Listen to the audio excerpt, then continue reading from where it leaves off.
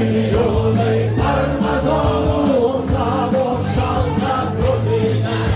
Lavonai plaukė Nemunu, lavonai plaukė Vilnele.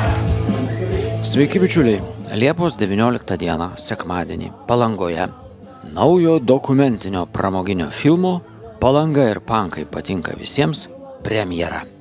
Įvyks Oldman parke, Jūratės gatvė 2A. Kviečiame visus planuotis atostogas ar tą savaitgalį ir dalyvauti.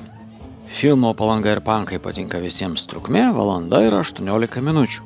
Pirmieji 100 žmonių atėjusių į kino seansą gaus dovanų specialiai filmui išleistą ženkliuką.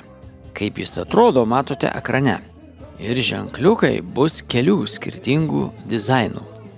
Naujame dokumentinėme filme linksmos istorijos iš kurorto, Plaščiatkės diskoteka, juodosios skylutės skvotas, subkultūrų atstovų nuotykiai, koncertai, patekimai į miliciją ir policiją. Pramoga bus unikali. Daugiau šio filmo rodymų Lietuvoje neplanuojama. Susitinkame Palangoje Liepos 19 sekmadienį. Renginio pradžia 16 valandą.